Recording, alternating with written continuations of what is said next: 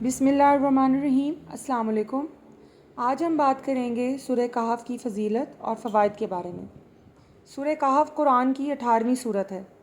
اس میں قدیم زمانے میں مومنین کی داستان سنائی گئی ہے، جب انہیں حق کا پیغام ملا اور انہوں نے اسے قبول کیا، تاہم انہیں اس معاشرے کی انتقامی کارروائی کا سامنا کرنا پڑا جس میں وہ رہتے تھے، اور وہ اسی وجہ سے شہر سے بھاگ گئے، اور خدا نے انہیں ایک غار میں محفوظ کر دیا جہاں وہ صدیوں سوئے رہے، یہاں تک کہ ان کا پورا شہر مومنوں میں تبدیل ہو گیا تھا۔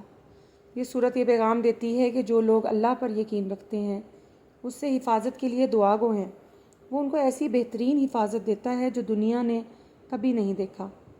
اس روشن پیغام کے علاوہ یہ صورت مختلف خصوصیات کے ساتھ بھی آئی ہے، جیسا کہ حضرت محمد صلی اللہ علیہ وآلہ وسلم کی حدیث میں بیان کیا گیا ہے کہ اگر کوئی شخص سورہ کہف کی شروع کی 10 آیات کو حفظ کر لیتا ہے تو وہ دجال کے فتنے سے محفوظ رہے گا۔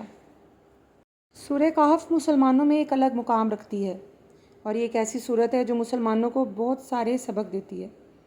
یہ 4 کہانیوں پر مشتمل ہے۔ پہلی کہانی جو صورت میں مذکور ہے وہ غار کے مردوں کی کہانی ہے۔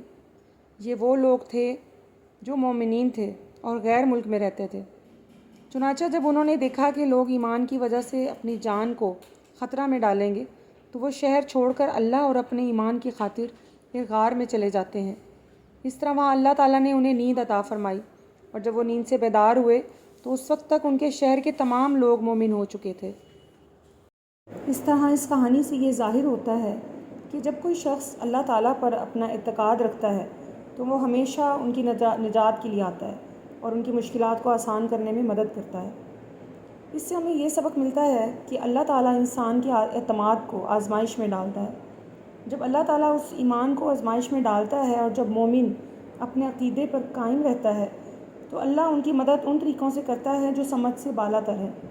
مزید یہ ایک سبق یہ بھی ملتا ہے کہ ایک مسلمان کو ہمیشہ اچھے اور نیک لوگوں کے ساتھ رہنا چاہیے۔ غار کے آدمی سارے نیک تھے، چنانچہ ان کا اکٹھا ہونا ان عوامل میں سے ایک ہے جو اللہ تعالیٰ کی رحمت اور مدد کو راغب کرتا ہے۔ اس طرح مسلمان کو اپنے عقیدے پر قائم رہنا چاہیے اور اچھے لوگوں کی صحبت میں رہنا چاہیے۔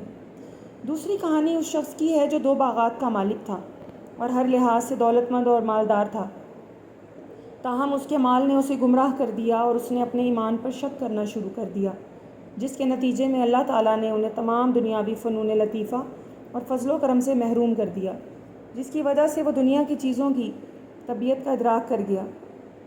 اس سے ایک اور سبق ملتا ہے کہ تمام دولت اللہ تعالیٰ کی طرف سے ایک امتحان ہے، لہٰذا جن کو وہ عطا کرتا ہے وہ در حقیقت ان کی جانچ کر رہا ہے کہ آیا وہ ان کے شکر گزار ہوں گے یا نہیں۔ اور ایک اور سبق یہ ملتا ہے کہ اس دنیا کی تمام چیزیں وقتی اور عارضی ہیں، لہٰذا جب وہ دستیاب ہوں تو اللہ کا شکر ادا کرنا چاہیے اور ان لوگوں پر خرچ کرنا چاہیے جن کو یہ دنیاوی لذتیں میسر نہیں ہیں۔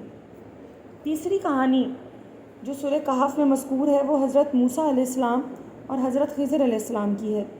جب حضرت موسیٰ علیہ السلام نے سوچا کہ اس دنیا میں کسی کو چیزوں کا اس سے زیادہ علم نہیں ہے، تب اللہ تعالیٰ نے انہیں حضرت خضر علیہ السلام سے ملنے کے لیے بھیجا، جس نے پوری طرح یہ ثابت کر دیا کہ وہ موسیٰ علیہ السلام سے زیادہ جانتے ہیں۔ اس سے یہ سبق ملتا ہے کہ جو بھی علم ہمیں ملتا ہے وہ ایسی چیز نہیں ہے جس پہ ہمیں فخر کرنا چاہیے، بلکہ چیزوں کے علم ہونے سے کسی شخص کو عاجزی کا درس دینا چاہیے، اور کسی کو یہ معلوم ہونا چاہیے کہ ہمیشہ کوئی شخص ایسا ہوتا ہے جو زیادہ جاننے والا ہوتا ہے اور اپنے نفس سے چیزوں کی بہتر تفہیم کرتا ہے۔ چوتھی کہانی جس کا اللہ تعالیٰ نے قرآن مجید میں اس مخصوص صورت میں ذکر کیا ہے وہ عظیم بادشاہ ذوالقرنین کی کہانی ہے، جس نے محتاج لوگوں کی مدد کے لیے ساری دنیا میں سفر کیا اور جہاں بھی گئے وہاں اچھی طرح سے پھیلا دیا۔ وہ وہی تھا جس نے ماجوج کی لعنت سے لوگوں کو راحت بخشی۔ اور اس سے یہ سبق ملتا ہے کہ طاقت بھی اللہ کا تحفہ ہے، جن کو وہ طاقت دیتا ہے ایسا کر کے ان کی آزمائش کرتا ہے۔ جو لوگ دوسرے کے مقابلے میں طاقت رکھتے ہیں وہ اس کو اچھے کاموں میں استعمال کریں اور دوسروں کی زندگی کو آسان بنائیں اور برائی کا مقابلہ کریں۔